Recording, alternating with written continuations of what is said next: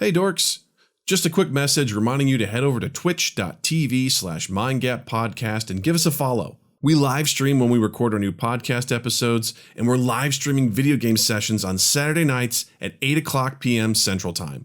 We're playing super rad stuff like Among Us, Keep Talking and Nobody Explodes, Jackbox games, and Tabletop Simulator. Come hang out and play along with us. That's twitch.tv/mindgappodcast. Mind Gap Podcast.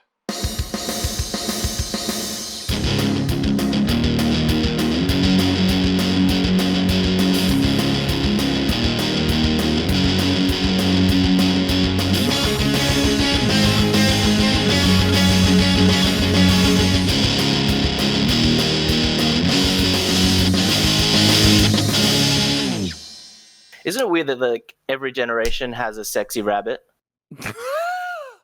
Save Right, that like- for the opening line of the podcast. Good news, I already hit record, so Oh, we thank got God. that. Oh, good. I'm pretty sure we got that. Yay! Hey everyone, We're welcome to ready Mind Gap to ruin it. Podcast. I'm Doug, I'm Justin. and joining us this week, all the way across one of the ponds, is Jarryd, all the way from Australia. Welcome, sir. Yay! It's me. Thanks. Back again, second time. Second time. So happy to have Talk you back, about man. sexy cartoon bunnies. So, which one would you prefer to impregnate? Jesus. I mean, Lola Bunny was the one for my generation. And then Hell yeah. now it's Judy Hopps, isn't it, from Zootopia? Judy Hopps. Oh my God, I forgot The- about Judy Hopps. They put her in a police outfit. That is definitely furry bait. What about Jessica Rabbit? Does she count? See, I mean, she just counts because she only has by, this, by marriage. yeah, she's got the surname Rabbit, but that doesn't make her an actual bunny. Yeah, that's Yeah, true. she's Yeah. going to have rabbit babies, though, that are going to be half her. And then those are going to be the sexy thing that... Right. I feel like okay. and there's well, going to be a hang lot on. of them. When did I hate where this is going. time out? When did I love this? When did that movie come out? When did Roger Rabbit come out? Stand Sometime by. in the 80s. Analyzing. Slotty knows where I'm going with this one. Stand by. It came out in 1988. Okay. And what year did Space Jam come out? I'm going to say 95. 94. 1996. You both suck. All right. Price is Right rules. I win. All right. So- Bum, bum, ba, bum. There you go. Yes. Okay. So by that, Lola wouldn't have. Well, by bunny years, yes. So I would say that Lola Rabbit potentially could be the daughter of Roger Rabbit and Jessica Rabbit. I Roger see the Rabbit. logic It in wasn't that. Roger Rabbit and Jessica Rabbit. Yeah, wasn't it? It was. What am I talking Jessica. about? Yeah. Dude, I'm having So a, again, I'm having a night. By like dog year, bunny year type, by that math, I would think that. Are you looking up how bunnies age? Yes, And you we- are. We know they exist in the same universe because Bugs Bunny is in Roger Rabbit. Or Who Framed Roger It can be Rabbit. helpful to Oh, think is he of 1 really? year in Rabbit's life as 10 years in a human's life. So an 8-year-old rabbit could be thought to be approximately 80 years old in human terms. Okay, so you said 1989, 88. 1988. Oh boy, so Says Lola eight. Bunny. Bye. That's a hot 80-year-old bunny right I there. don't think that checks out. Did I Well, just she say that? wasn't necessarily born when that movie was released. She could be one of the great younger point. kids. Great point. Yes, maybe Roger and Jessica. They waited a couple years. Because they were Because that's what rabbits are known to do, is to wait when it comes to fornicating. right. They had to go through pre-Canaan, Mm-hmm. and they had to go marriage counseling, and they got exactly. It took a while for them to get to the Yeah. point where they were ready to have kids. He's also a comedian, so that comedian lifestyle, probably wasn't ready to Exactly. have kids, Right. Yeah. Jarryd, I think I'm not going to lie, you might have just blown the cover wide open on this without even knowing it. Yeah. But yeah, they're in the same universe, so it all checks out. They're That's cool. definitely... Bugs Bunny fucked Jessica Rabbit's daughter. That's what I'm hearing. Yes. And Guys, Bugs you're Bunny hearing was it here around first. in that movie, so he's really old by comparison. Yeah. Well, because it's been at least 80 years in rabbit years since that then. makes sense. So, Jarryd, what other animated animals would you like to fuck? Fuck me, slutty. What was that, Jarryd? What's a slotty look like? Takes a long drink before answering. Just move on. I'm sure we had topics written down. Anyway, we're so happy to have Jarryd here with us. God. God damn it. Before we get started and diving into some fun stuff, let's talk about important things. Number one, Okay. Hey guys, we're on Spotify. Did you know that? Well, we are. So get on Spotify, get the app on your telephones, get the app on your personal computers, and when your word processing machines. When you boot it up with the big old floppy disk, just put in Spotify in your internet tubes, and when it comes up, also put in Mind Gap Podcast, and you'll find us there, amongst other places. It's that simple. Apple Podcast, Stitcher, Google Play, all that good stuff. But in particular, in Spotify, you can find us on there. So add us to your playlists. Check! Next one. We have merch! Woo! Teespring.com/MindGapPodcast. I'm sorry, that's not right. Teesprings.com/stores/2 8. And Jarryd is wearing it right now, so thank you, sir. Much And looking much mighty love. good, if I might add. Looks like a cozy shirt, sir. It is one of my favorites. Yes. Would you feel like it wicks away the sweat? It's a yes. winter, so I haven't been sweating that much. So I'll let you know once it gets to summer. Nice. So you heard here, it wicks away the sweat in the wintertime. Ta-da! We've got all sorts of good stuff there. Mind Gap tees, Mind Gap face masks. We got you can't handle a gobby shirts, which I wore around my neighborhood over the weekend. Right. My wife goes, I don't think that's appropriate. I'm like, no one knows what this means except Jarryd, and I'm okay with that. So, pow! Lots of good stuff. Yeah, I'm never wearing that. Well, I mean, don't say never. Here's the thing. When Doug and I finally make our trip to Australia to come to your parents' B&B, and that's the plug in case your mom wants to know, Mm-hmm. we are both wearing that shirt for the entire trip down there. Yeah. And the deal is that if we come, you have to wear that to breakfast at the Blue Roo with your parents. Like when we sit down to eat, like you have to wear that. By the way, this episode of Mind Gap Podcast brought to you by the Blue Roo Bed and Breakfast in Perth, Australia.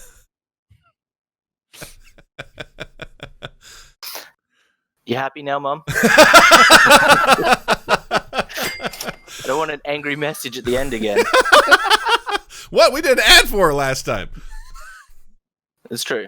That is true. In other news, last Saturday we were streaming Pummel Party on the video game live stream, and it was a doozy. We had a real good time. Jarryd was there. Slotty was there. Old Noah Reno was there. We beat each other up. We gave each other shit. And both games we played, Jarryd ended up in the cage. So you only end up in the cage when you get last place. So I want to say, good job, Jarryd. You try. And that's all that some people can do sometimes, you know? God bless you. Look, if I was on better internet, and that's what I'm going to blame, it's just real bad connection down here. We had a really good time. It has nothing to do with me sucking at things. And honestly, like, Slotty got one of those games, he just got picked on bad. I think it was the second game. They were just he and Noah had this epic duel in the first game. It was just the two of them were just smash each other. And Jarryd and I were kind of off in our own little worlds, doing our own little things. But Noah and Slotty had it out for each other. And it was very fun watching it unfold. Jarryd and I were like, we'll just kind of pick up our keys here and then get these goblets and maybe we'll win. Who knows? But shout out to Noah. That guy did a hell of a job on those mini games. I finally met my match. He was very good. So I think it's that Fall Guys energy. He's really got that going for him. So that was super fun. This Saturday, the 22nd of August. Wait. What? Go ahead.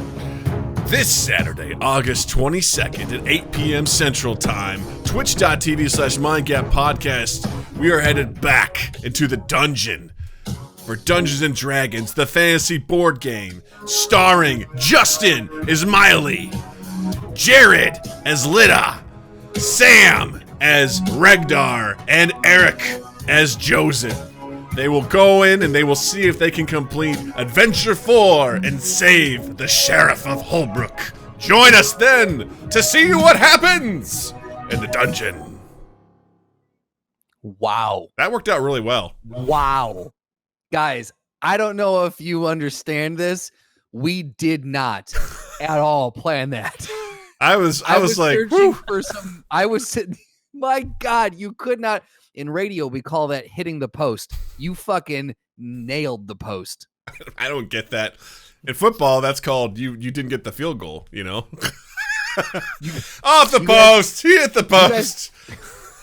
Itoy says, I don't believe that. It really wasn't, man. I know. A hand to God. Doug didn't even know I had theme music for that today. No. I was like, okay, cool, we got this. This sounds interesting. Let's do this. And that's how much knowledge, useless knowledge, I keep in my brain instead of really important things. I got all those characters just locked in there and ready to go. I was like, oh, God. Fun fact, Doug does not know his daughter's birthday, but I know that she was born. Right. Because she exists. Whatever your day job is, Doug, quit it and just do voiceover work. I wouldn't mind doing that. I mean, we're you gonna do have a blast very good voice. Thank you, Jarryd. Thank you very much. I remember you appreciate jumped that. onto you jumped on with my friends group when we were playing Among Us, and everyone was like, "Oh my God, whose voice is that?" One of the girls is like, I need his number," and I was like, "He's several thousand kilometers away." First of all, he's like, in "I'm America, on and the I'm plane." sorry about that. So He's in America. He's married. He has a baby. Well, not a baby, a 4-year-old. 4? 4.5, yeah. Ooh, yeah. And your friend went, Yes. that doesn't put me off none. Give me his No, number. I mean, she's got 4 kids, so Yeah. Always wanted a that's fine. fifth. She's used to him. I'll have a room. We'll get into it. You know? We'll Get to the butt in a second. Yeah, No we'll worries. get in the butt whenever we get to it. It's all good, man. Etoy wants to know, Jarryd, is our American accent sexy? Some of them. Okay. Which ones are sexy to you? Doug and I are going to go ahead and do a bunch of accents right now. You tell us yay or nay if they're All right. sexy. Doug? Okay. Well, hello there, Jarryd. It's mighty hot over here in Georgia, and I just have to say, it would just do me wonders if you could just come over here and sip on this iced tea. No, that sounds like a grandma. Like this. You sound like an old lady doing it. Grandmas need some love too there, Jarryd. Sometimes a little lick goes a long way.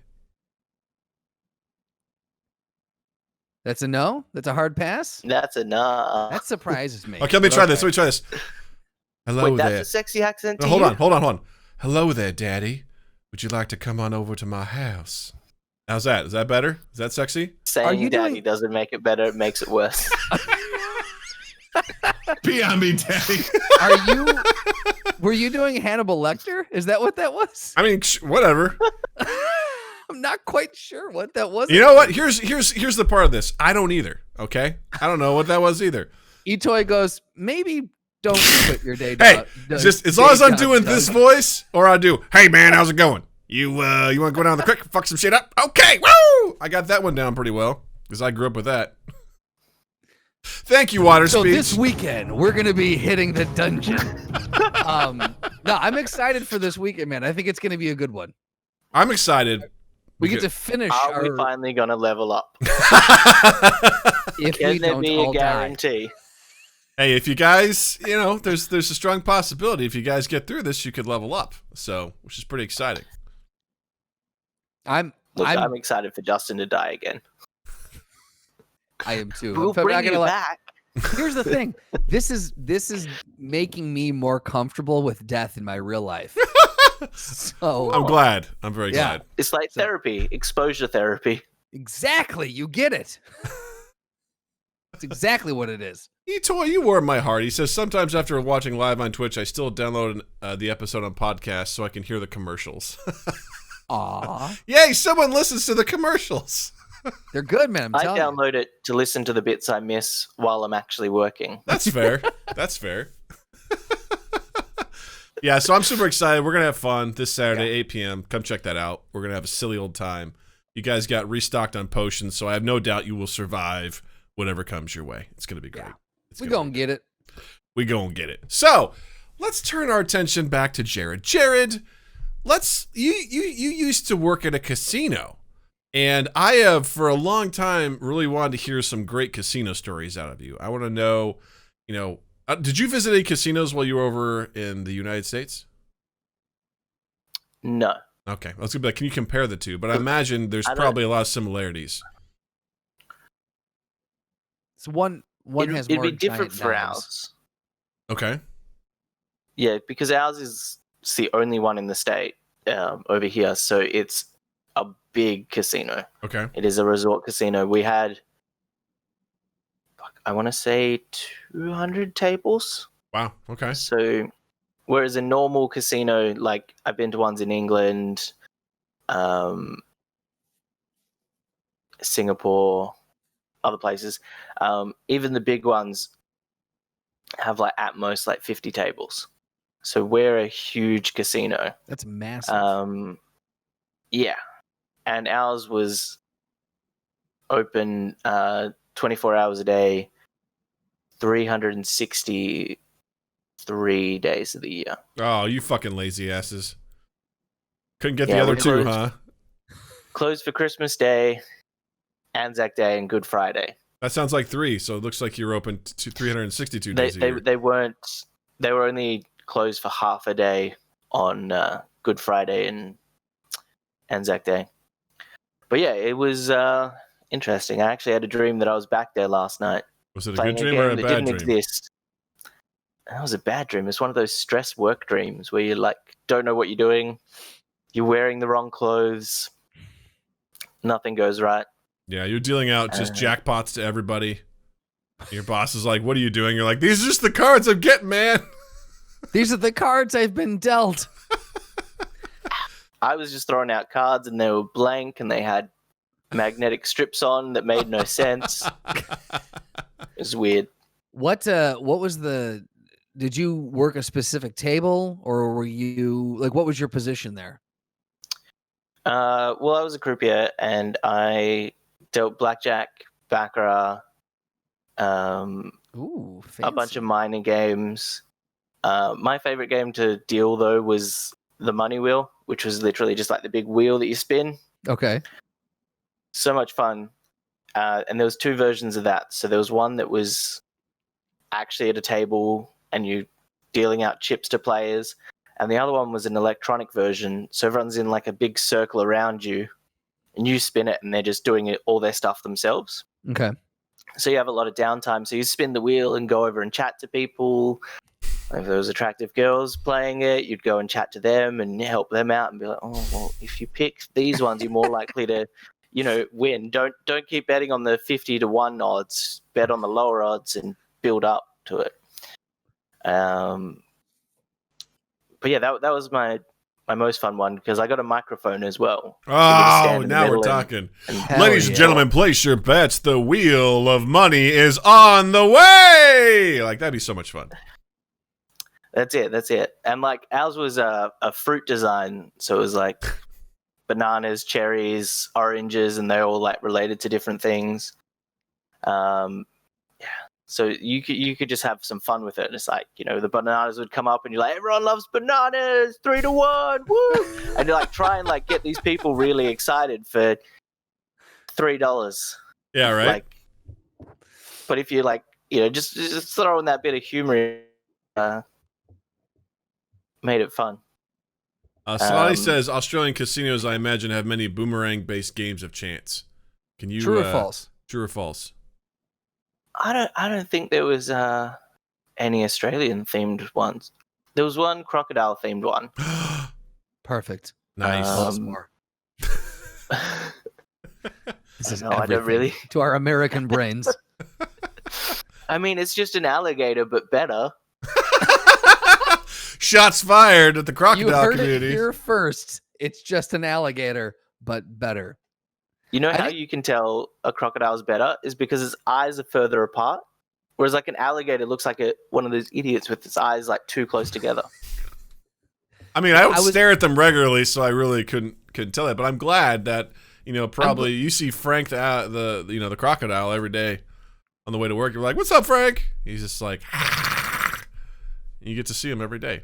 I imagine that's what life is like in Australia. I'm glad that the you best said that, crocodile though, Jarryd, impersonation. because I've been feeling that way for a long time, and I was worried I was the only one that felt that way. Yeah. So thank you, first off. Yeah. Water Speech asked a question that I think everyone really wants to know is, did you ever sit at a table and just watch someone throw their entire life away? Ooh. Yeah. You saw people that were like so sure they were going to win something Mhm. and just put, like $500 down, gone. $500 down, gone. $500 down, gone. Oh God. And you just see it like click over in their head. They're like, no, surely I have to win eventually. Right. That's not how the odds work. That's not like you have to go in there prepared to lose. Yes. Yeah. And like I enjoy a good gamble, but like I will take $100 at most. Yeah. I'll And I take will make 20. it last me. Yeah. I hit the penny slots and I drink. That's it. You guys have penny slots? Yeah. Oh yeah, we're America, You man. cheapos. We do it. We trash it up. We are so trashy. Mm-hmm.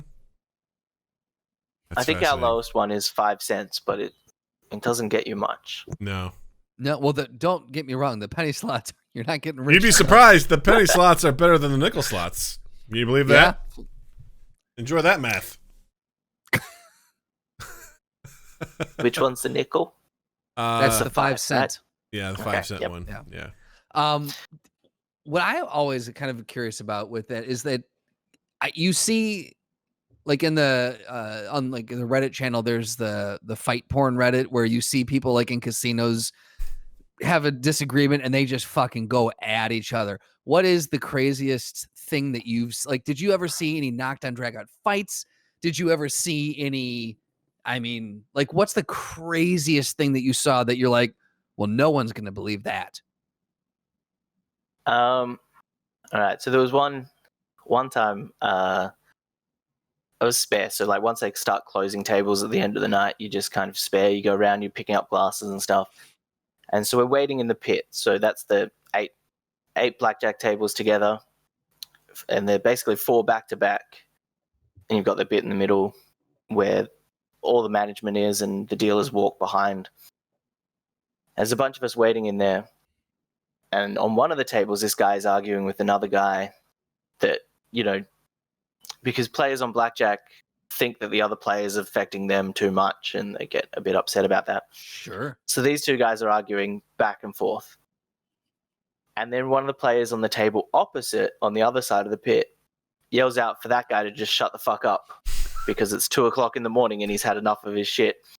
So that guy tries to go over through the pit, and there's like ropes between the tables. He's tried to go on through, and the pit boss has gone over and been like, mate, you can't come through here. And this guy's just punched him in the face. We've all seen it, and we're just like, shit. And I'd been there for like 2 months at that point, and I was like, and then so the guy he was arguing with at the first table grabbed the guy that threw the punch, throws him onto the floor to like hold him down. Security's run in, seen that guy throw another guy onto the floor, thought he was the guy that was bad, grabbed him and thrown him on the floor. And then we're all like, no, it's that guy's the problem. Like the one on the floor already.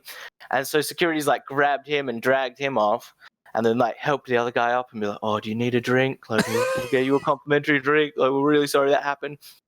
Meanwhile, the pit boss is standing there with a black eye, and he's just like trying to do his job, and everyone's like, go see the medic. Like, and he's like, no, it's fine. Cause he's got like, he's a big tough guy in the suit. Yeah. And he's like, doesn't want to look, less in front of everyone. And I was like, dude, you got punched in the face. Like, go get an ice pack. That's amazing. But yeah, there was so many fights. Oh my God. I once got to just sit on my table and do nothing because security dragged a guy out of the bar with blood all over his face. Jeez. So this guy's bald on top, but there's it looks like he has hair made of blood. It's just dripping all over, down his Oh my face. God. And they've just been like, oh, here's an empty table, parked him down to wait for the medics to come over. So I'm just there. I can't deal, right? And the pit boss is like, no, you just sit there. So for an hour, I sat there while they're like trying to clean this guy up and patch him. And then they try to like stand him up and he can't stand. So they're like, oh, we'll have to wait until we get you a wheelchair. And so I just sat there like in silence, just watching this guy bleeding. It was That's very the fun. most awkward. Doug, how would you have handled that? Because I can't imagine that would have been the most awkward interaction, I feel like, for you. Just standing there as this guy bled at a table. And not being able to deal at all. Like the table's dead at that point. So Yeah. you're just having to go like, so how's your night? Yeah. Just being like, I just would have been like practicing sleight of hand. Right. Be like, and it never would work. I just be like, ha! Didn't work, you know? That's Be the like- guy to practice on because he can't see. Exactly. Like, watch this. Yeah. Distraction. Go. Ta-dow. Yeah, that would be pretty awkward just watching. I mean, I've had plenty of those moments in the hotel, you know? Someone's like I'm sure. down in the Yeah. lobby and you're staring at them. I'm like, hey, I'm pretending to do work right now because I don't want to look at you. So Yeah. we got at Noah Reno says, hey, Jarryd, go fuck yourself. So How with all the love. dare you know? Yeah, look, he sent a little love heart. There's a little, he did it with all the love in his heart. And Itoy really wants to know, did you ever have to watch, for Raymond and people counting cards? Is it true casinos have a policy about people who employ those methods? Counting cards wasn't a big issue for us because we used automatic shufflers. So card counting can happen with a shoe where you've got 8 decks of cards in a shoe and they're coming out. But it's still only giving you a slight advantage. Mm-hmm. And, those movies that say, oh, card counting, they know exactly what's coming. It's not. It's the basic idea is knowing that the next card is more likely to be a high card or a low card. Mm-hmm. And then it doesn't give you that much of an advantage. So I that's not disagree. the kind of cheating that we will see. Look, man, if I believe most of what I learned from films, and I have to disagree with you. Card counting is an exact why science. would films lie? Yeah, Right. right? Yeah. If you got a good card counter, they can know like 7 of spades coming out next. They'll know exactly what it is. They win every time. This is giving me PTSD of being stuck on the table with people that think they can card count Oh, nice. and telling me that Oh, they no. will boast about it. People that think they can, and then you just watch them lose and lose and lose, and you're like, "Are you sure you have a special trick here?" Because like, Do you the- need a pad the- of paper to write it down? card counting doesn't give you an advantage over. There's like an actual way to play blackjack. There's an actual technique, and the difference between it is like 0.01% if you're like card counting. No shit. It's just a matter of whether you know to hit on 16 against an ace or 2, like those kind of things. Like Yeah. it's I was always under the assumption that card counting gave you a massive. I legitimately was under the assumption that it gave you a massive leg up on everyone else. I had no idea. no, it's just mildly better, but it only works if you're using a shoe, which is a manual Right. shuffle shoe. And we only use those if the machines were completely broken. Gotcha. But then you're throwing 8 decks of cards in there. And if you're under the assumption that someone is card counting, what you do is, I can't remember the name of it. It's like a black card that goes in the middle to tell you when to stop dealing from that shoe Yeah. because you're about to run out of cards. Yeah. You would put that in the middle instead of at the back where you meant to. So you would, by the time they've counted, And gotten it's their already rhythm, run though. out Yeah. of. Yeah. That's Because fantastic. fuck those guys. but yeah, that hardly ever happened. Yeah. And it's unfortunately a Hollywood lie. It is really cool to think it can happen, but it's honestly all luck. I Yeah. legitimately was at one point I was like, okay, I feel like it can't be that hard. And I was like, I might try to learn. And then I realized like how much math was involved and quickly abandoned that idea. Yeah. Because it is such a romantic notion. You're like, you're gonna go in and you can all I have to do is remember like pluses and minuses. And then I was like, I don't do pluses and minuses. What's the matter with you? You know that about yourself. Hey, what's the matter with you? You piece of shit. Real quick, Water Speech wants to know, did you ever have to take Cheater out back and break his or her hands? No. How Robert De Niro did you get? I mean, that wasn't my job. I wasn't in security. Wait, so did that happen? He's not denying it. I don't think they assault people. That you know of. They did He's have not a special saying yes or holding no. cell. Did you ever do it? Did it happen, I Jarryd? never personally did it. Did you bury him out in the sands of the Australian desert with all the dingoes and the wombats and the echidnas and the dreaded emus? Doug, I love knowing that you know all that from Wombat Stew. Thank you. I know. I read that to Natalie. It's so good. I was like, what else is in there? I gotta send you Possum Magic so you learn some new animals.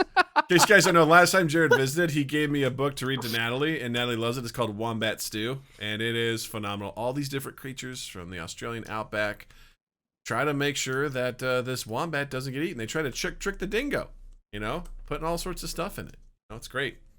He gets the over by the billabong, he's got his little thing going for the wombat. It's great. I killed the episode. It sounds it. So anyway, did you guys know that Shark Week's a thing?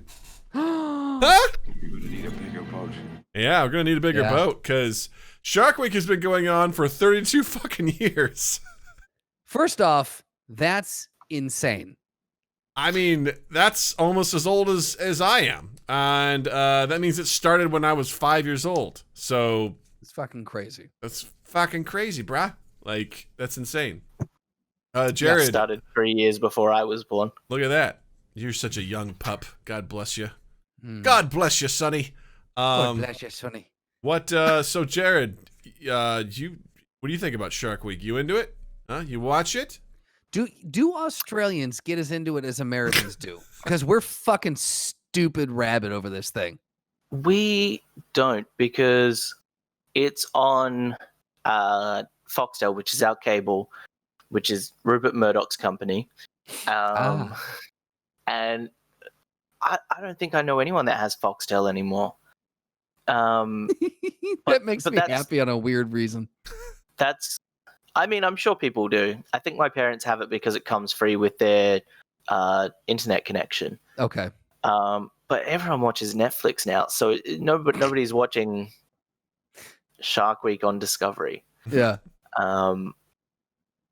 So yeah, I didn't even really know Shark Week was a thing, except for Mythbusters would do episodes every year because we didn't have Mythbusters on Discovery. It was on one of our other channels. You had your own Mythbusters? What were they like? No, we had your Mythbusters, but they were on a different channel. They were on Discovery, but they were also on free-to-air TV. Gotcha. So was it dubbed over for you? Like when you watched it? No. Oh, okay. No, we can understand your accents. You just can't understand ours. Gotcha. I didn't know if they just had someone else just do it a little bit differently or anything like that. No. Yeah, R.I.P. Grant Imahara. Thanks, Etoy, for bringing that up. I was gonna say that too. Yeah. He seemed like the nicest guy. Mm-hmm. He really did. Honestly, I used to fucking love Mythbusters. Me too. I never got into Shark Week though until I hit college, and I found weed. Then Shark Week. Awesome. Shark Week got real intense then. Shark Week got real crazy. No, there was a brief period where every year we were like, oh, this is going to be really fucking cool. and then it ran its course real quick. Yeah. Because and correct me if I'm wrong, but do you not remember seeing previews for the same documentaries and shows over and over and over and over again? I feel like there was a stretch where they never produced anything new. I just feel like there was. I just got to the point where I'm like, how can you keep doing this like every year? Like, how Right. much more can we have about sharks? Like, Right. can't be that much, you know? Like, check out this guy. He swims in a different direction than everyone else. It's like, okay, that's cool, I guess. You know, this guy seems to have a taste for children. I don't know. Like, I don't know, like what kind of stuff they talk about on there. So, Once you go over like most of the different varieties of sharks, then I can't imagine there's, yeah. I can't imagine there's much more to discuss. Yeah, I'm with Jarryd in that I specifically remember there was where they would debunk Jaws myths, you know, and they tried to see if they could get an oxygen tank to explode or see how if a great white shark of that size from the movie could actually submerge with 3 barrels attached to it, like what it would take. And I thought that was pretty interesting because I love the movie Jaws. So even though it ruined my childhood, still love the movie. Every now and again when I'm scrolling through the movies, Nally goes, "That's a shark." I'm like, and you are not watching that until you're older because I don't want you to go through the same shit I did. You already like swimming lessons. Let's not ruin it. So Yeah, exactly. Yeah. Yeah. When I was young, I grew up in a beach town, and similar to the one in Jaws. So thankfully, I'd watched it when I was really young, but I didn't really remember it until I was older. But we would do swimming lessons at the beach, and it'd go for like 2 weeks at the beginning of the year, and I think 2 or 3 days out of that 2 weeks would have to be cancelled because there'd be a shark sighting. Seriously. You'd be literally in the water, and then all of a sudden, like the whistles just start blowing, and you've got to like swim in, get to shore, and they do the head count, make sure everyone's in, and then we sit there and just watch a fin go past. Sorry, let me do that at the bottom of the screen. Watch a fin. And then they're like, all right, well, back on the bus. We don't have time to go back in the water. And then it wasn't until years later when I watched Jaws when I could actually comprehend it. And I was like, man, no wonder everyone else shat themselves. Like we only had little sharks, but like, in everyone else's head, it was probably the shark from Jaws. Yeah, absolutely. Well, with the teachers going, well, we don't have time to get back in the water, I would say immediately, once that fin makes its way by, at that point, we're not going in the water for the next week. Like, there's like, we're good. how terrifying was it to hear those whistles go off? I mean, not that terrifying because we'd also have like the drills all the time. So like, you kind of just used to hearing it and like getting out of the water. So yeah, it's not like they were standing there yelling out "shark, shark." It was, There's a shark in the water. It's like this Boston at first, and I loved it. Hey, Paul, there's a shack! Watch out for the shack! Someone, there's a fucking fin in the water. Holy fuck, look at the size of that fin! Oh my God, he's got gills and everything. Oh my God, he's got Bobby. All right, 1, 2, 3. Ah, fuck. Where's the 4th and 5th one? Well, fuck him.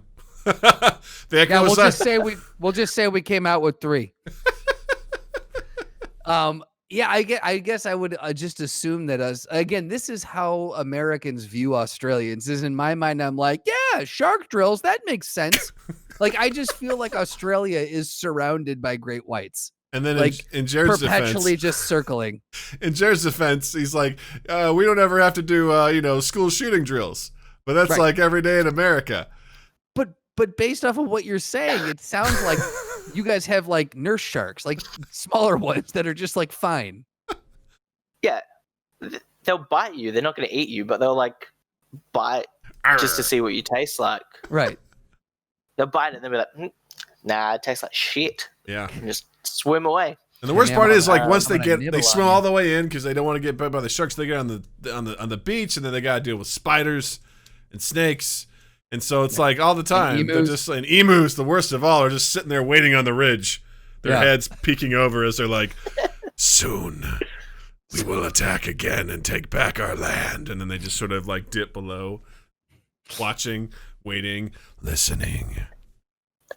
But it does sound like you guys don't have the shark infestations that we as Americans think you guys have. Yeah. I mean, there's a Great Barrier Reef. If I've learned anything, it's like that's the shark's den right there. Don't fuck around with great whites over there. Is that accurate or not? I don't know if you're being serious. Jarryd, is that real? I don't know. Tell me things, Jarryd. No, Etoy brings up a good point too, though. He goes, actually, Shark Week these days is more of an awareness thing, like how sharks are way over poached, how they're not monsters that Hollywood has portrayed them to be. Some crazy percentage of crab meat in sushi comes from sharks, etc., etc. And yeah, it was only in the last couple years that I really started to learn about like how misrepresented sharks actually are. Yeah, for sure.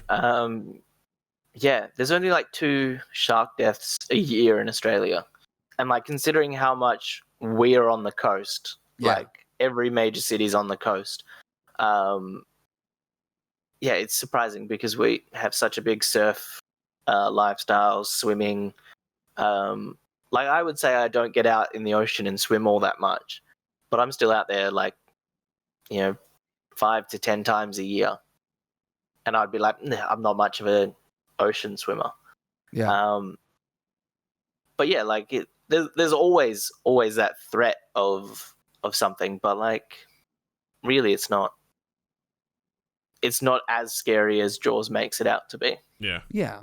Well, and I feel like anytime you go in the water, period, you're going into another another world of which you're not from. So, it's not even sharks.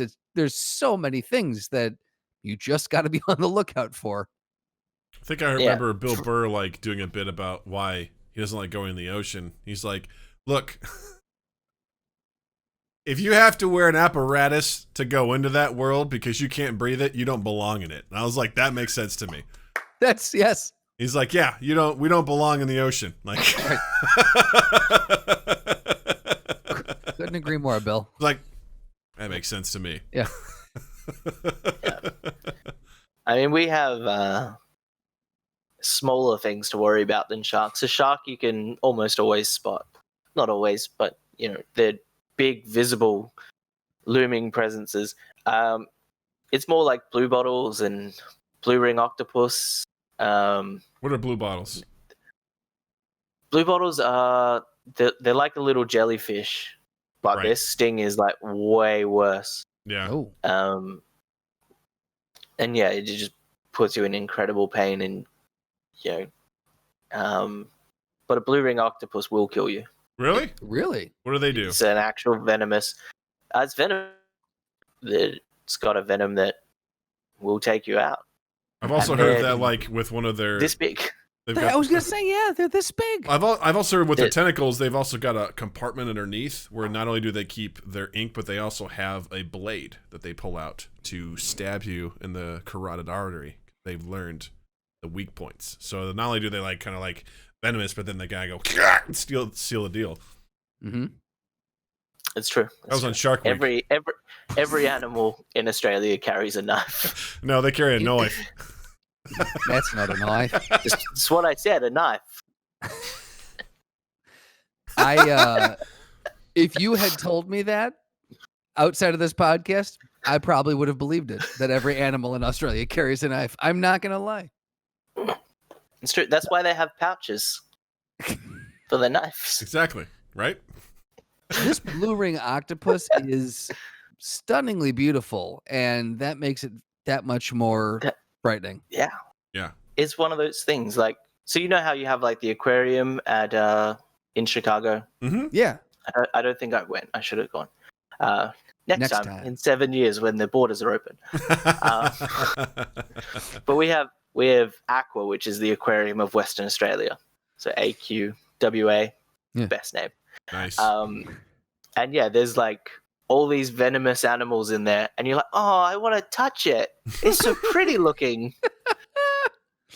Like, it's like instant death, but you're like, yeah, but like those blue rings. But how they're pretty. Adorable. How pretty. Yeah, see? At least our things are beautiful when they kill you. That's true. What is that about? Etoy says, at the risk of being insensitive, are stingrays deadly and common in Australia? How dare you? Thanks. This podcast just got shut down. That's it. How dare you? Look, the fact that Steve Irwin died from one was the first time I'd ever heard that was possible. I'm sorry if you hear me tearing up a little.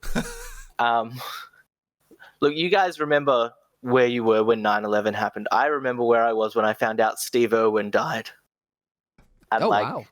That should be a joke, but it's not. I thought it was a joke. On the Oval. I'm still laughing though I was because on of the the way you Oval in delivered high it. school. Yeah.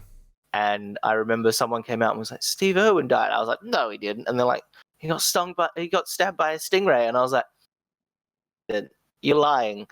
And then we all went into class and the teacher was like, guys, Steve Irwin died. It was a moment. It was, I'll be goddamn. and it sounds like that should be a joke, but it was a moment. Like,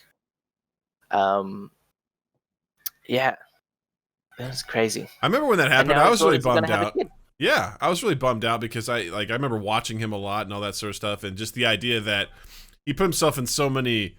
I shouldn't say he put himself in crazy situations because he was comfortable with where he was. He knew what he was doing. Right. He knew the animals and stuff like that. But just to have that happen, I think it was so unexpected, even for him, obviously, to be like, I'm just following this guy, and it was like, fuck you, and Yeah, I feel like it was one of those things very similar to like the like when Kobe or when anyone like all of a sudden you're like, wait, what? No, no, he was just on doing the late night circuit. He can't. What? No, and it's really hard to wrap your head around, and especially if he's someone like one of your countrymen, like you're like, oh no, this guy really represented our culture from down here. Like he was one of the biggest spokespeople for Australia. Yeah, and for conservation in general, like Yeah. just that kind of thing. Yeah, no, it was intense, but like at least you can see his family, keeping that legacy going and onwards. His son Bob has become like a nature photographer and just takes amazing photos. His kids are both fucking amazing. Yeah, like so Bindi became a TV star. Yeah. And now she's married and is about to have her first kid. So, look, I'm putting my bet down now. If it's a boy, it's going to be named Steve. Oh yeah, Almost no doubt that it would be. Yeah, Like for sure. there's, but yeah, like they're doing great things, and that's that positive representation of Australia that we want is that we've got all these deadly animals, but we do love them. They're we're not dicks going out and all and getting rid of things just because they might kill us first. So right. That's fair. I Yeah. respect that. I do like how this episode has just become us quizzing Jarryd about Australia. I mean, that was the last time I was on too, so it's fine. Yeah. We need to. Yeah, Slatty, the Irwins are like the Australian family. And speaking of, conserving things and keeping, everything where it should be, Epic is suing Apple. I don't know how to feel.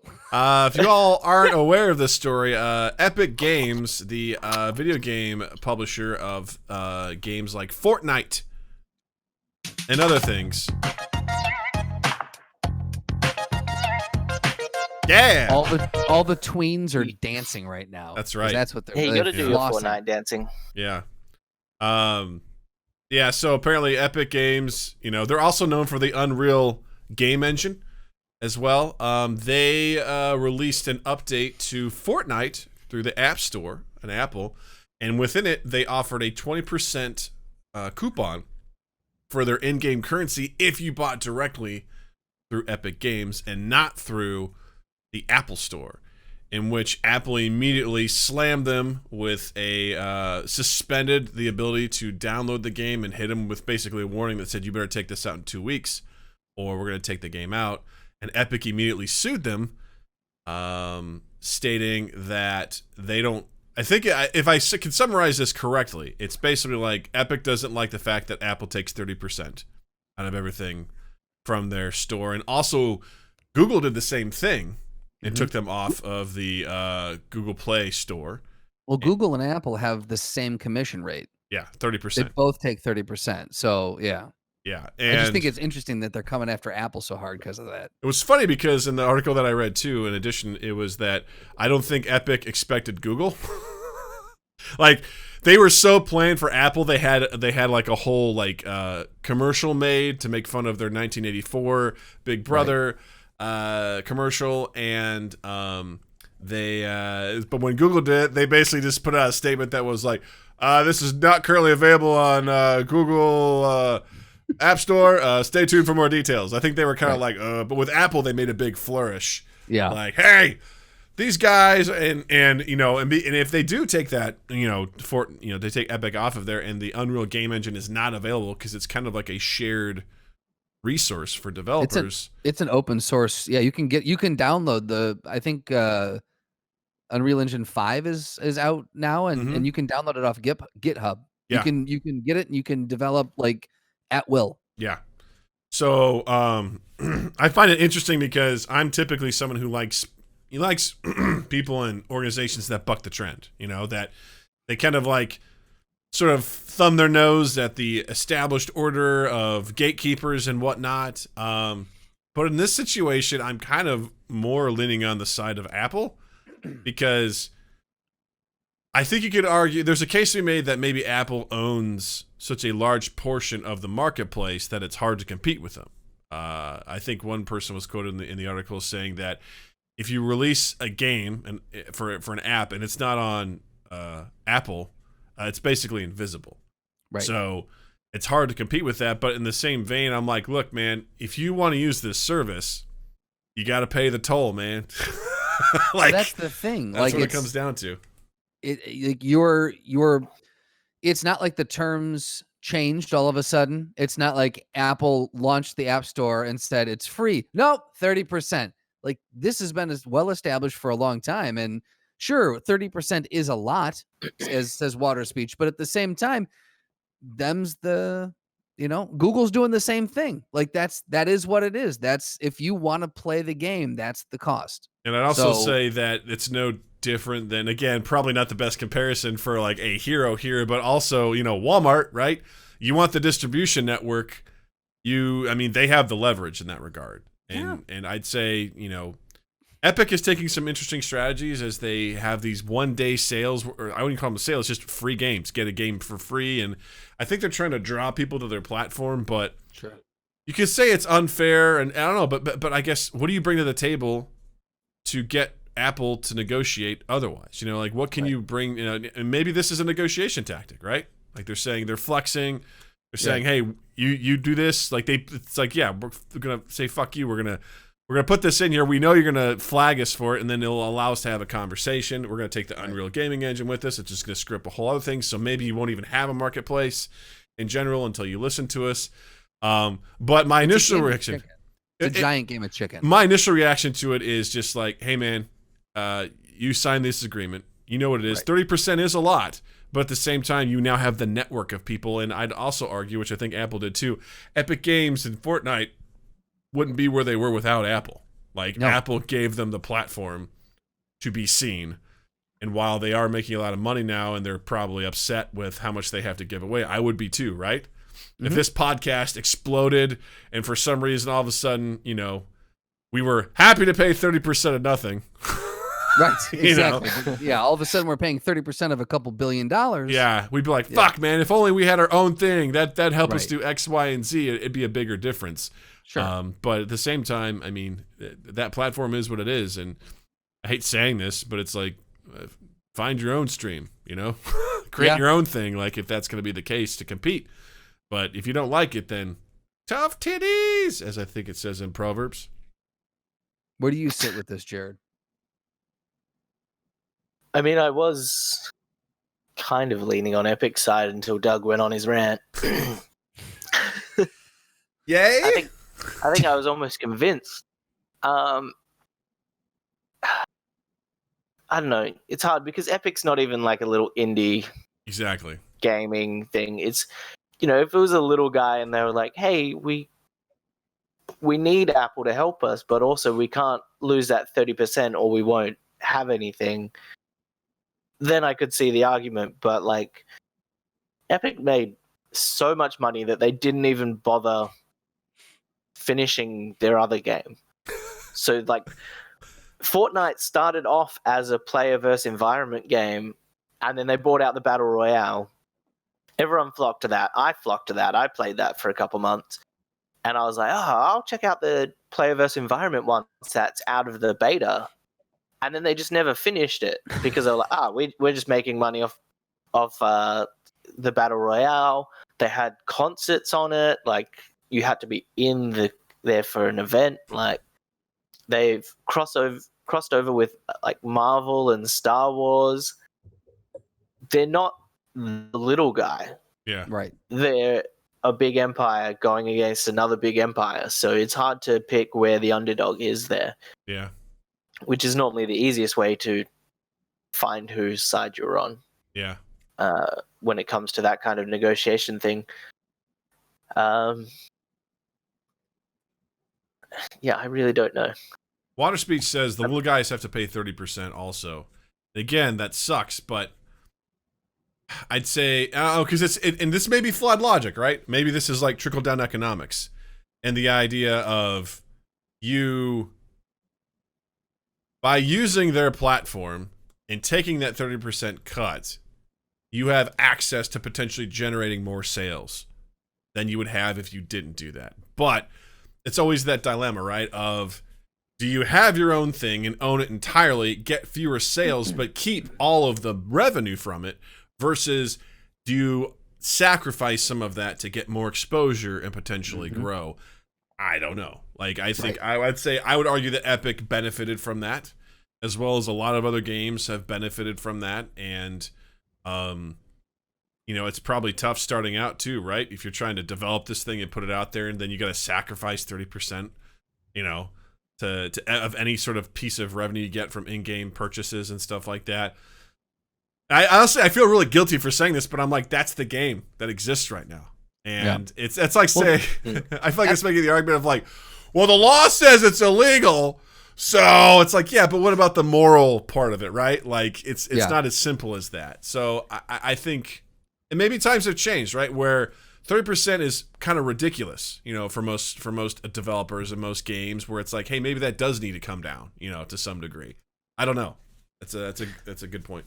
Well, I think the other thing that just for Epic Games is as a company has a $17.3 billion equity valuation. So they're doing all right. Yeah. Like, let's just throw that out there. Yeah. They're doing all right. Yeah, but like, what's Apple and Google's valuation?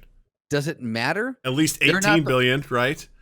Oh, no, far higher. No, it's at least 18 billion. It is at least 18, but far higher. But what's 30% of 17 billion though that they have to give away? Yeah, but they're not giving away 30% of 17 billion. They're giving away 30% of a small portion of that. 17 billion is the entire. Companies. 17 billion's after the 30%. That's after the Apple tax. Absolutely, that's it. That's so true. what could they have? Yeah, right. But like, they've got Unreal Engine, Epic Games Stores, Unreal Series, Games of War series, and Fortnite. Those are the large products that they own. So all of those things together are netting out to 17.3 billion. But I mean, if we're talking about Fortnite, which is really like, that's the one thing that they're having the issue with, 30% of whatever that one thing pulls in. Like, they're making so much money off the Unreal Engine right now. And I didn't realize the Unreal Engine was being used in movies to generate the new. Right. So a lot of movies now are doing where they've got the LED panels or the LED screens around a set, and they're actually generating the background. So actors have something real to act in front of instead of just doing a green screen. That can also help with getting VFX done quicker, helping with editing more in real time. You can compose shots instead of having to do it all in post. So like that going into the movie industry, Epic Games is they own that. They are standing to make a fucking fortune off that. So Yeah. I just have a really hard time. I don't know. I have a really hard time feeling sorry for them. Like, I understand they want more money, but Mm. they're branching out into other things. Like Apple didn't change the terms on them. I think that's Apple didn't change it. Google didn't change it. They are Goliaths. And typically I'm not a fan of Goliaths, but at the end of the day, like they agreed to have their game on this. Just maybe they're just doing it for the little guy. Maybe like we're fighting the battles for those who can't fight for themselves. Altruistic. I got it. That's what it is.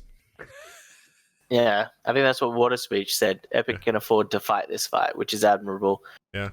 And if you look at it that way, sure.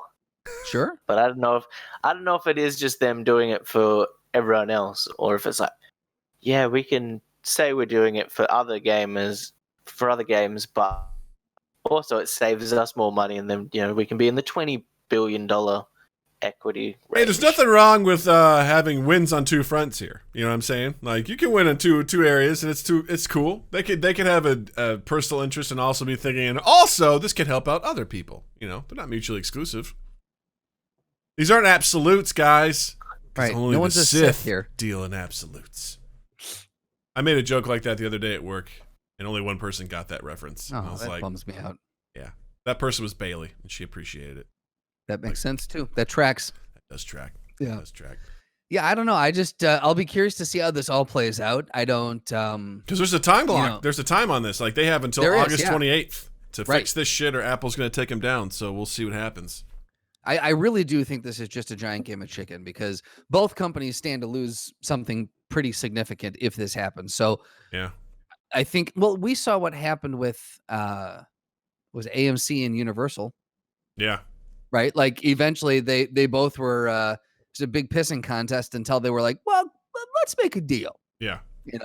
So I feel like we're gonna see that more than likely we're gonna see Epic make a deal with one of these two or both of them. Yeah. Would you say this is Jarryd, would you say this is a big game of chooks? Big game of chicken? Big game of chooks.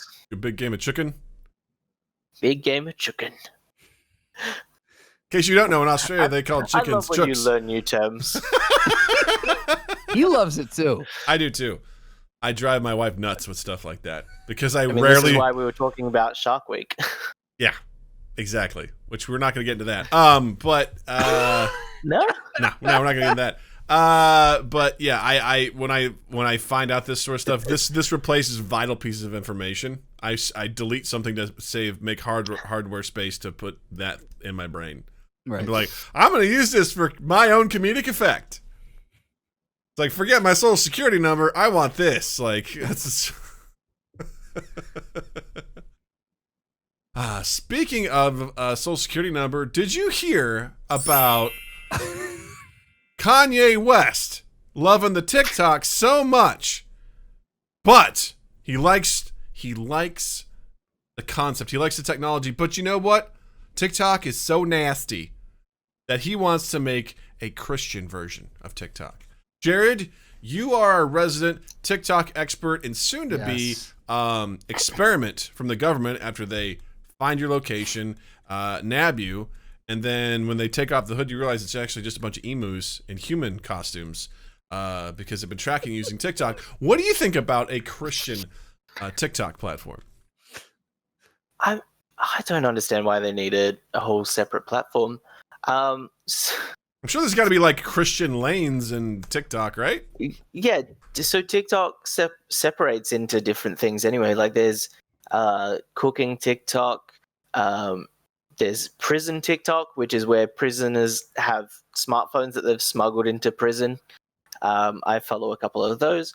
There's cosplay TikTok, and there is already a Christian set on there. So one of the people I follow, Liv Pearsall, I'm butchering her name, but she does. I think it's pronounced Johnson. She does like little segments. So there's like cool math facts, and she'll like talk about like different math theories, and she does cool Bible stories with Liv, and she'll like tell a Bible story and she'll act it out, and she's got wigs and she's got different costumes and she'll tell the story. And as someone that went to church as a kid, I do like hearing those stories again in a funny way. Doug, you would understand funny Christian, but like hearing them Praise again me! in a funny way as an adult, and she is someone that is Christian, but like obviously treats them as they are. They're stories. They're not fact. Mm-hmm. They're gospel, but they're not gospel. Yeah. Oh, well played. Thank you. Woo! But yeah, there's already that avenue for them. Yeah. I don't see why they need a whole new app. I'll tell you why. Because they need to name it Jesus-Tok. Because TikTok isn't good enough. Jesus-Tok. And now when I'm saying it, it sounds like a Chicago. It's Jesus-Tok. I was like, not to get We're confused talking about Jesus. with the AM radio, show every Sunday out of Kirksville, Missouri. Welcome to Jesus-Tok. I said Jesus. It's like Jesus, but different. Yeah. I just seem like that's an awful big, isn't it like Christian Mingle? A dating site that's just for Christians. Or farmersonly.com. You want to fuck good. Do you want to the fuck Jewish in one? missionary position and only in missionary position? Then come to christianmingle.com. Do you want to watch? Do you want to find someone to have sex with only to impregnate them? Then come on over to JesusTalk.com. Jarryd, you got one? Don't you guys have a Jewish one as well? J-Date or J? Yes. Is it J-Date? Oh, what is? I think it might be. I forget what that was called. I have not used it. But I remember the name of it. Yes. I heard it used in different circles. I've heard it on sitcoms and stuff. They'll reference it. Yeah. I'm like, Might that be doesn't make J-Date. sense over here. Why? Like, all 5 of them can get together. I think they're already all we- dating. Yeah. I mean, we have a Jewish community, but it's obviously much smaller than the American Jewish community. Yeah. I found out recently that there was Jewish schools in Perth, and I was like, oh, there must be like a tiny little school. I went there; it's actually pretty big. Huh. Take So that. you know. Take that. You can take your prejudices and shove them up your ass, Jarryd. Yeah. So does that mean like every religion's going to get its own TikTok though? I mean, I would say it would open up that door for that. You know what I mean? Buddhist talk. Like Torah talk and Right. Torah talk. Yes. Yes. Now or would it be talking. TikTorah? TikTorah. Torah. No, that doesn't sound right. Oh my god, I'm so into that. That's Torah amazing. talk. Torah talk No, I think look, Kanye, is a human. she just took a big Is old he? swan dive off the deep end. He is alive. That's about all I can say about Kanye. You know what he's not? I am not gay, and I sure as hell ain't no fish. These are facts. That's what he's not. That's Yes. exactly. He is not a gay fish. That's So, right. Dude, I'm telling you, man, though, I don't know what happened. There's part of me that does feel bad because I really think that he needs some help. Like there's something going on there. Like if you look back at like some of his music videos in the past, like what's that one he had a while ago? The one that you're such a fucking hoe. I love it. Like that one was just about fucking hoes. And that was 2 years ago. That was in 2018. 2 years ago, yeah. Now, And then there was can't another say one that he had- people can't change, all right? People can adapt. People can evolve, right? I'm not going to hold people to stuff they did, but I'm like, dude, that was just 2 years ago. It was just 2 years ago. But yeah, so he's like, I was watching this with my daughter and I thought, man, I'm not there's some really raunchy stuff on here and can't we make a Christian-based one? But I'm like, there's that music video he had about, it was like the Flashdance one where he had the girl, the really sweaty dancer in the Lots of underboob. Yeah. Yeah. I'm like, what about your fucking videos? Are you going to go back? That's what I want to know. Is he going to go back and remake all of his catalog that is anywhere near, not PG rated? And also, that kind of goes back to my thing about parenting, where it's like, my kids are using TikTok and there's just some really dirty stuff on there. I'm like, welcome to life, man. Also, do you think your kid's only going to watch Only going to use the Christian TikTok one? I mean, you've already made regular TikTok the forbidden fruit. Oh, right. Religious reference. Right. You know what's free? Pornhub. Yeah. Also, poop.com. Guys, what are you doing for Christmas? Because we've got Black Friday deals already for poop.com. Know what I'm saying? Like someone's going to make dirty shit on the Christian one anyway. Like, yes, they're going to troll the shit out of it. Rule 34. They're going to like read out like the dirty sections of it where like, King Solomon fucks prostitutes. Like, those are in there. I mean, not that specifically, but come after me, Christians. But like shit of like kings just banging harems and like fucking going for their life and impregnating whoever they want, then murdering them. Like, that shit's in the Bible. You can just turn it into dirty shit. I also think there's just like, the trolls are going to come out trolls will come out in droves for that. You know what I mean? Like, it'll be a nightmare of people who are just like, for some reason I just imagine like sexy readings of the Bible. People are reading a section and then it cuts to a piece of clothing is off, and they read another section, another piece of clothing comes off, and they're just like sitting there holding their junk in this reading, and they're like, and the Lord said unto thee, booty time. Get saved or get walking. Because this holy man has got places to be.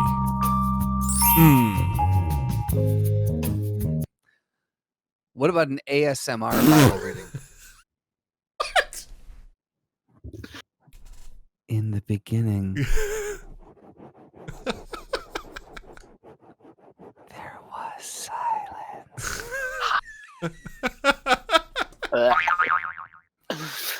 And then Jesus ate his oatmeal.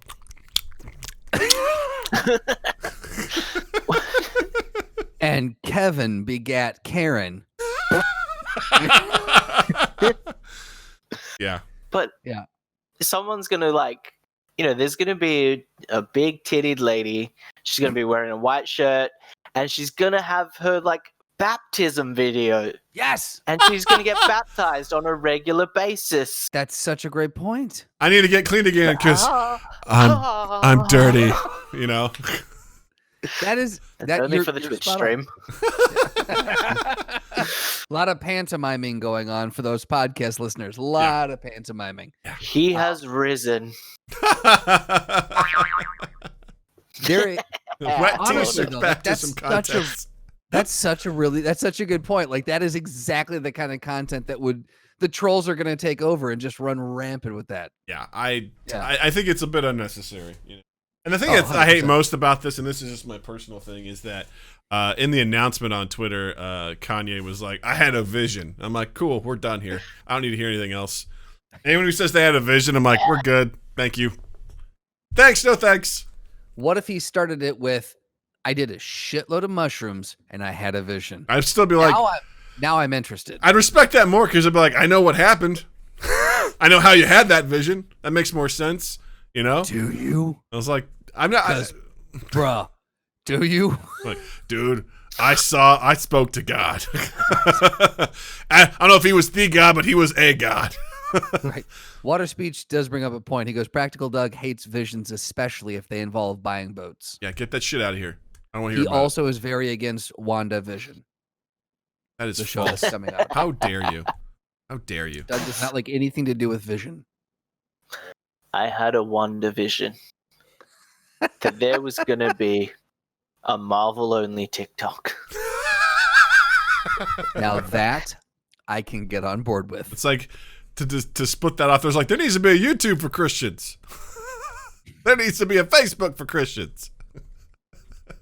There needs to be a Twitter for Christians. Isn't Facebook just for right-wing Christians now? Yeah, I like it better if it's Christians. That makes Christians? sense. Oh, you It's white-wing available Christians. for white-wing Christians. Please Mark post. Zuckerberg. Please post your memes. Please post your memes. Christian men and women. Oh my God. Banning gay marriage is what wings up together today. That was a really good American accent. How dare you say you couldn't do that? That was impressive. Well done, buddy. Well done. That was a specific impersonation. That was very good. I like it. That was very, very good. I had a vision for a new TikTok. Mm-hmm. Yes, it was called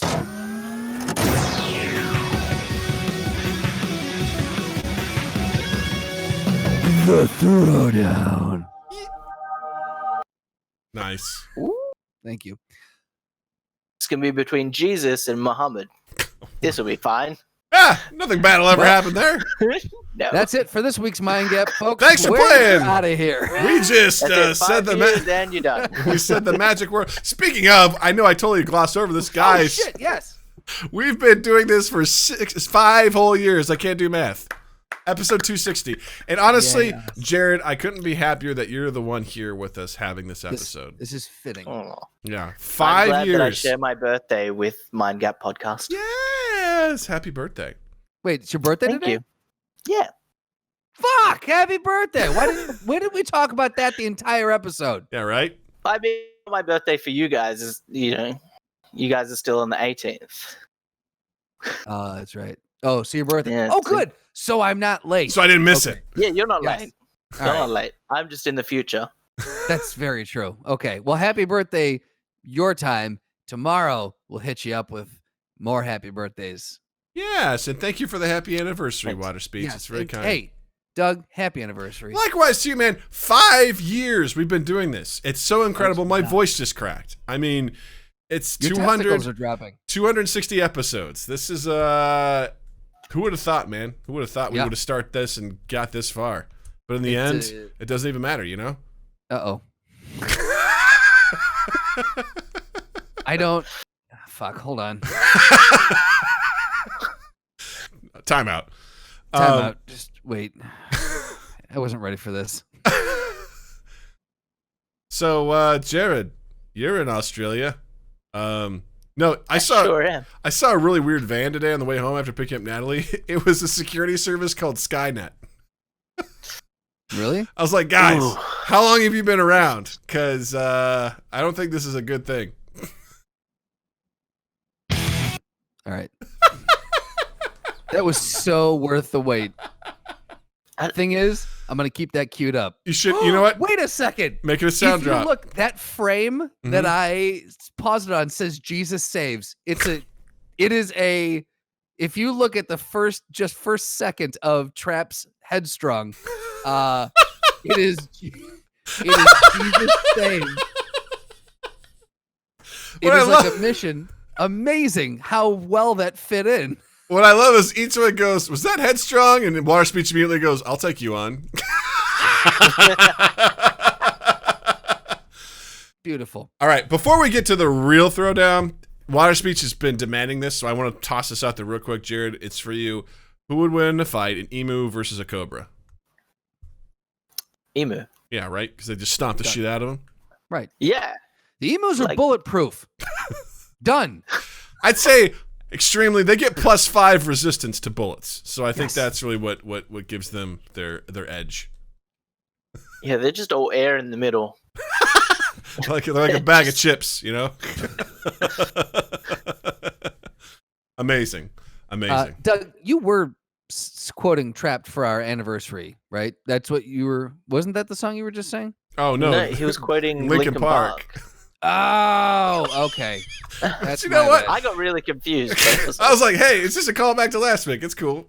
I don't know. I've been thinking about that song nonstop. So I thought you were talking about. That's what I thought. So I love that you just played that little bit. That should be a soundbite of just that clip that we have on It's our soundboard. 100% going to be there Just like, next week. "Did it." It's amazing.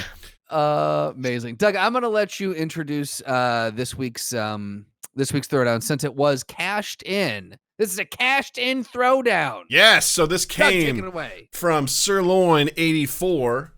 He cashed in his points from the stream to suggest a throwdown. And this throwdown is a battle of the worst avian superheroes.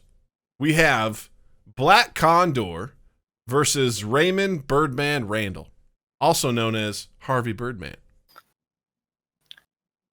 Attorney at law. Attorney at law. Correct. So what I should have happens looked this up. is that Raymond Birdman just waits for Black Condor to punch him, and then he prosecutes. And he wins because he bankrupts Black Condor. So here's the thing. Both these guys are not impressive at all. So you basically have Black Condor, who has the power of flight and telekinesis, and his abilities include basic hand-to-hand combat and law. All right, I'm going to read this to you. Okay. An ordinary human who has been endowed by the sun god Ra with the ability to shoot solar rays from his... this is Birdman we're talking about, right? I'm talking about That's Black Condor. Oh, sorry. Yes. The mutant ability to fly, although no limits are known to his speed, duration, or altitude.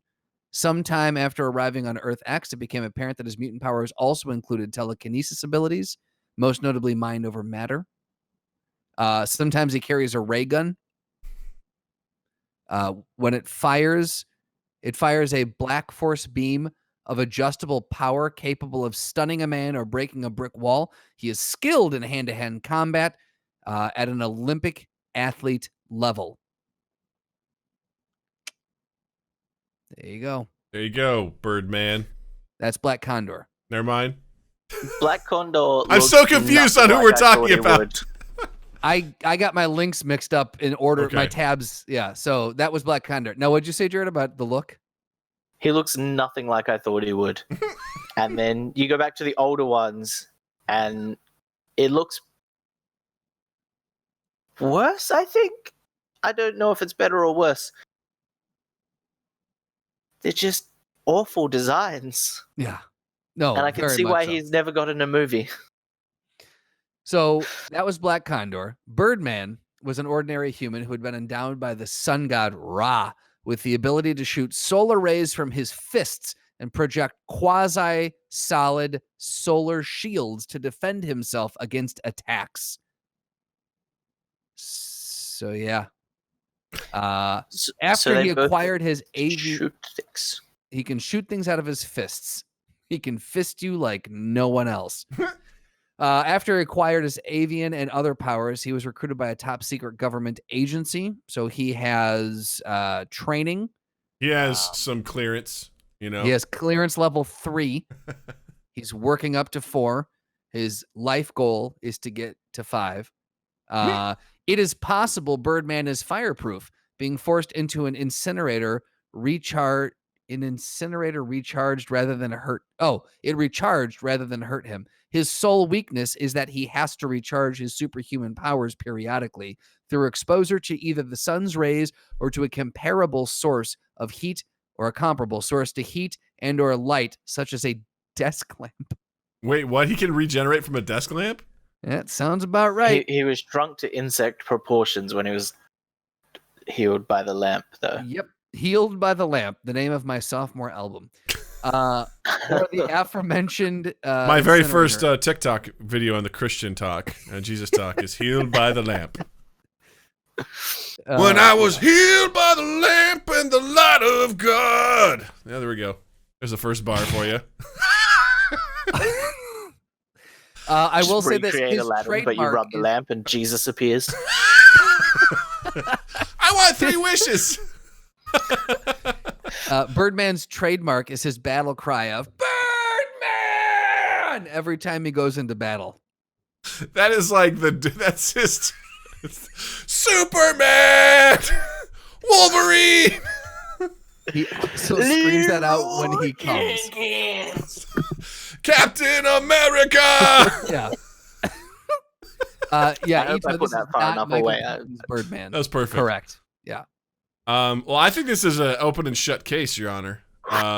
Tell me. In that Birdman was given powers by the sun god Ra. Like, I mean, unless they're fighting in the dark, in which he's at a severe disadvantage, I think he just absolutely annihilates Black Condor. Like, that guy is just, he's got mind over matter. He's got a tough mindset. He can fly.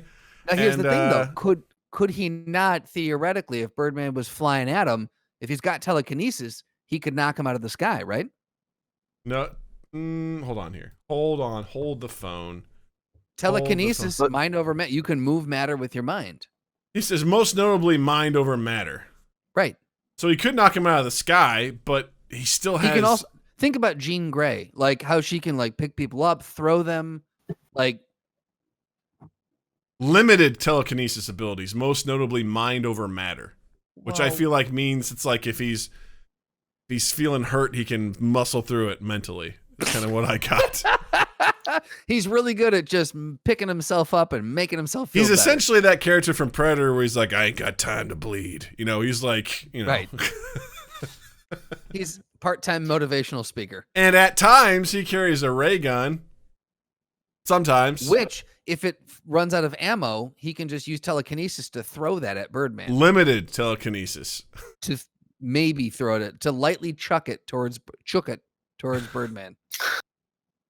Yeah, I feel like it's to have the power of the sun god Ra at your fingertips, and to also know that, you know, be really good with interpreting the law. I feel like that just puts him at a significant advantage versus Black Condor.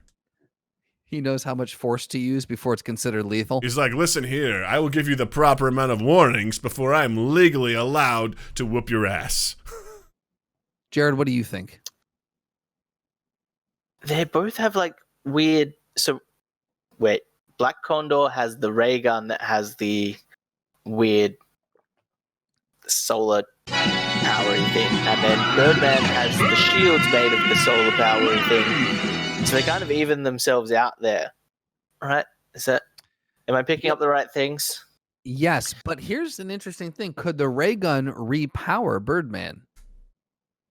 I don't know what's it. It says it fires a fires black force beam. I don't know why they Of have to go. adjustable power capable of stunning a man or breaking a brick wall. That's very specific. It can do these two things. It'll either stun you, or if it hits that wall, it's gonna break it.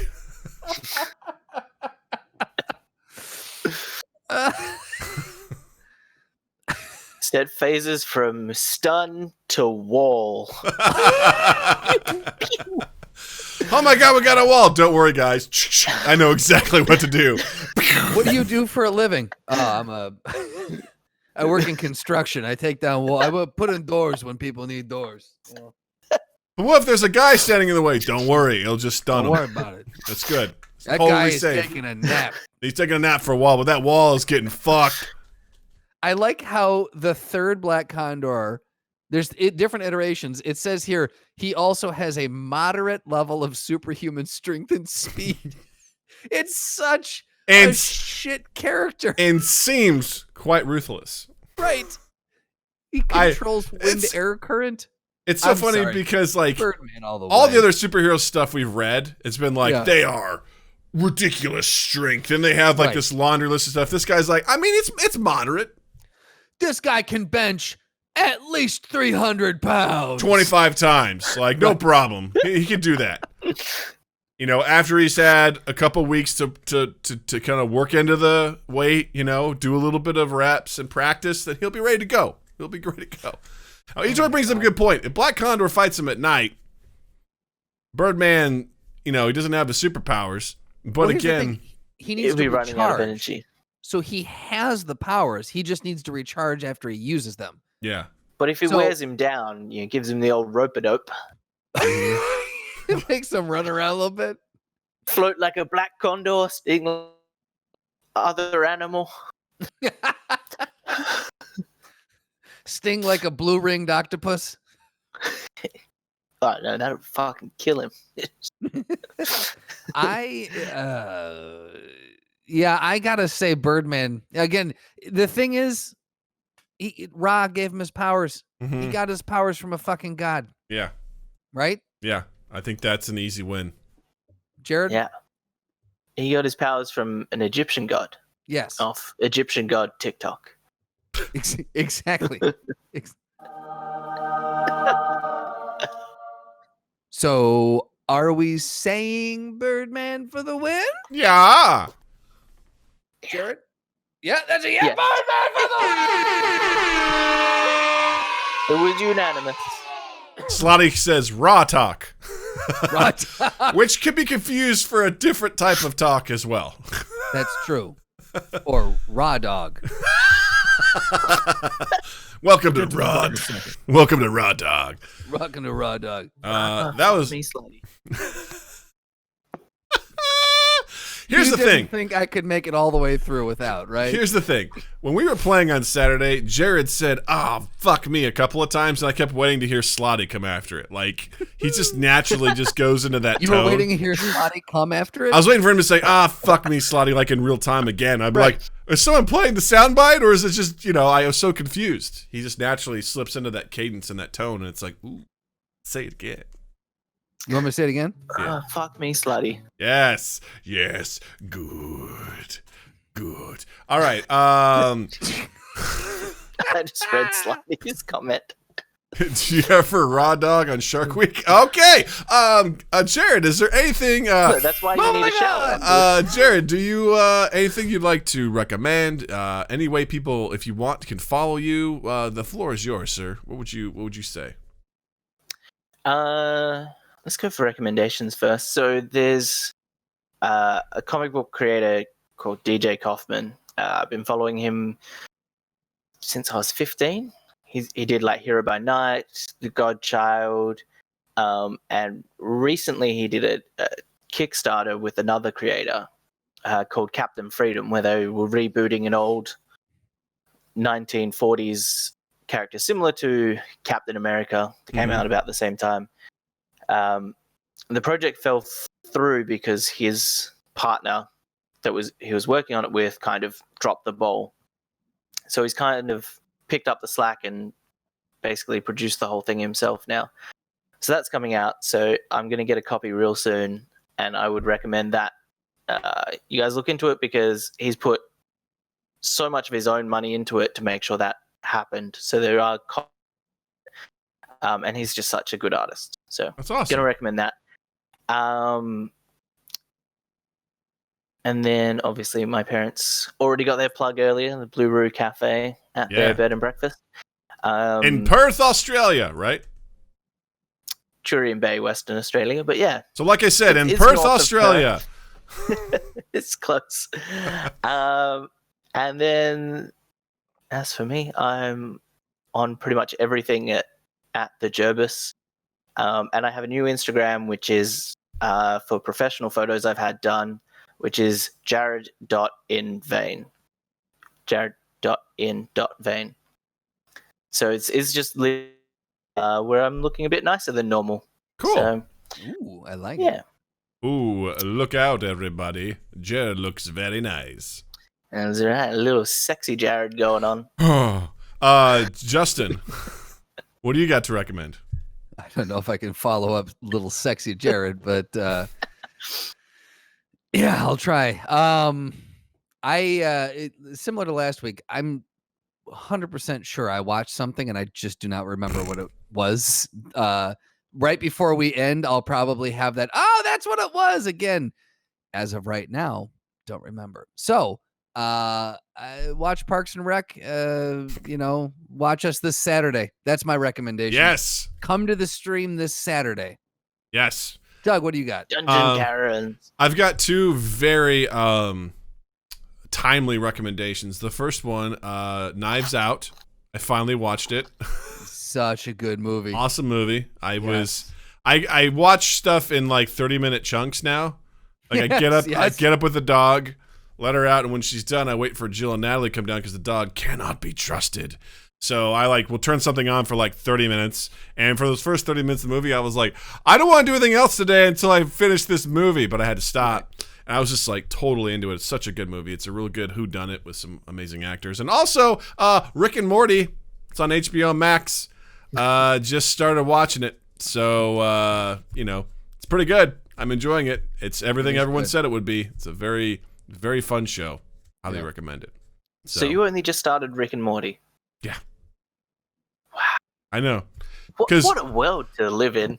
Way back, because Who you got? I've been familiar with it. My brother showed me a couple episodes, and way back when, almost 5 years ago, a good friend of ours, why is his name escaping me? No! God damn it. Pat, Kevin, Karen, Jarryd, Justin, Seth, James Drew. Conklin. James Conklin. That guy came on, and he was raving about the show. And it was whenever I watch it, I think of him because unfortunately James passed away a couple years ago due to heart complications. And I was like, this show is 100% who he is through and through. And this show spoke to him. So I'm watching. I'm like, I see why James liked this show. It's perfectly him. So yeah, those are the things we recommend. Jarryd, I want to thank you for coming by. This has been awesome. For spending your holiday with us. Thank you for letting me be on here. Of course. Thank you. You're always welcome. And to everyone else out there, if you're listening, don't forget you can check us out on Twitch, twitch.tv/MindGapPodcast every Tuesday night at 8 p.m., Saturday night at 8 p.m., both Central Times. Tuesdays when we record our new episodes for the podcast. Saturdays when we play our video game stream. Again, this Saturday, the 22nd, is going to be Dungeons & Dragons, the fantasy board game. Come see... This Saturday, August 22nd, 8 p.m. Central Time, come see the Dungeon Karens enter and continue Adventure 4 of Dungeons & Dragons, the fantasy board game. Will they level up? Will they save the Sheriff of Holbrook? Who knows? But I tell you this, they'll find every potion available in the chests and they will disarm every goddamn trap without a doubt. That is a given. So see you this Saturday at 8 p.m. Central Time. For the stream. It was better the first time. But anyway, come check that out. Don't forget to follow us on social media at MindGap Podcast. That's Twitter, Instagram, Facebook. And also check out our YouTube channel. That's where we post all of our episodes, highlights from our streams, highlights from our podcasts, and all that good shit. And don't forget to follow Justin on the digital webs as well. On Instagram and Twitter at Justin_Michael, spelled Mikel. It's the fun way of spelling it. And while you're in the online realm, check us out on Spotify, on Apple Podcasts, Google Podcasts, Stitcher, all the places where you can consume the podcasts. Subscribe to us, review us, share us around. The big one is sharing. Please share us. Copy that link, paste it, hit share or post, whatever it says on the social media that you're using at the moment, and let your friends know that they should listen to us because it means a lot to us, and we thank you for it. And then 2east8th.com/mindgap, and then just keep an eye out on all 2 East 8th's things because we are growing ever closer to the release of our quarantine web series, and we are still progressing forward. I'm surprised that there's still movement, but we are still progressing forward on Sid Penrose. So we're moving into the final 2 phases of that, and that should be done very, very soon. So can't wait. Looking forward to it. Hopefully, we've got sometime before 2022. We've got some. We got a nice slate of guests coming up too. We really do. Yeah, got a lot of stuff coming up, and Jarryd, starting with Carly last week and Jarryd this week. It's just the hits are going to keep on coming. So. It's going to be a good time. So, yeah. So, from the bottom of our hearts, Jarryd, thank you. Thank you so much, Jarryd. Justin. Thank you. Thank you. Douglas, thank you. Twitch, thank you. Listeners, thank you as always. Have a dandy fucking week. Mind Gap Podcast.